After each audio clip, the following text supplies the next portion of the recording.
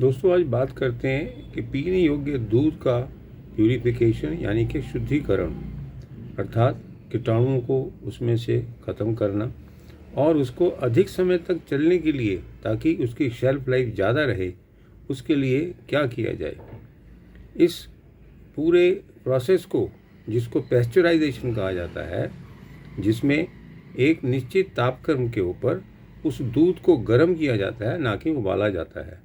यह है लगभग 70-72 डिग्री सेंटीग्रेड और इसका समय है लगभग 30 सेकंड।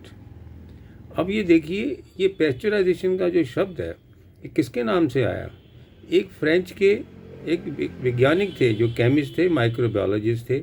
उन्होंने 1862 में इसकी एक प्रकार से आविष्कार किया। उनका नाम था लुईस पैस्चर। पैस्चर से पैस्चराइजेशन की जो क्रिया है, वो उसको आज दुनिया मान रही है।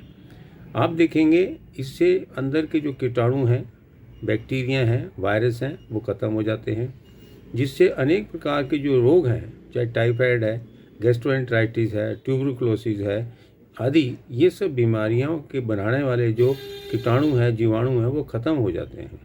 ऐसे ही इसके अंदर पोषक तत्वों की जो नुकसान है, अर्थात कमी है, वो भी नहीं होती है।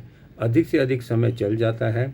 पर देखेंगे आप, शहरों में आजकल गाँव की भांति नहीं, लेकिन आजकल गाँव से ही दूध जो है कंटेनर्स में आता है और स्टील के कंटेनर्स में ये प्रक्रिया करी जाती है। इसमें खाली उसको एक प्रकार से इस तापमान पे जो मैंने आपको बताया, उस पे गर्म किया जाता है, ना कि उबाला जाता है। आप ये सोचिए, जैसे दूध के अंदर कार्बोहाइड्रेट्स होते हैं और साथ में प्रोटीन, एमिनो एसिड्स ये पर्याप्त होते हैं, सैचुरेटेड फैट्स वो पर्याप्त होते हैं।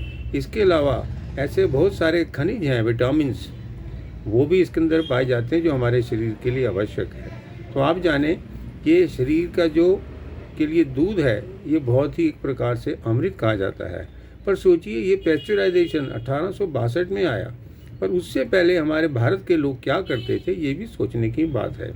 आज भी मैं कहूँगा, जिन जगहों पे बिजली नहीं है, जहाँ पे फ्रिज नहीं है, वहाँ कैसे करते हैं।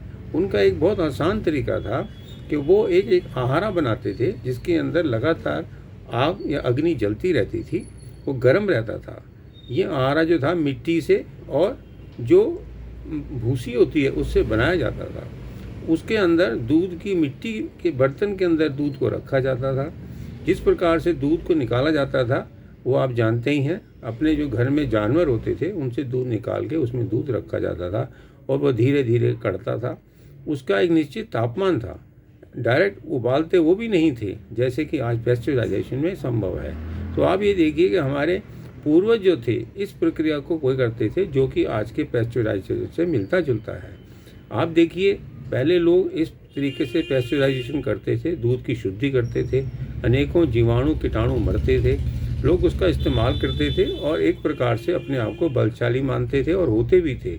तो आप ये देखिए, जितने विटामिन ए, सी, डी के जितने ऐसे द्रव्य हैं जो हमें दूध से मिलते हैं, वो भी उस समय के अंदर हमें पर्याप्त मिलते थे और आप मानेंगे जिस प्रकार आज मिलते हैं। लेकिन शहरों में वही दूध अब गाँव से शहरों में आता है। इस प्रकार से शुद्ध होने के कारण उसका प्रयोग होता है।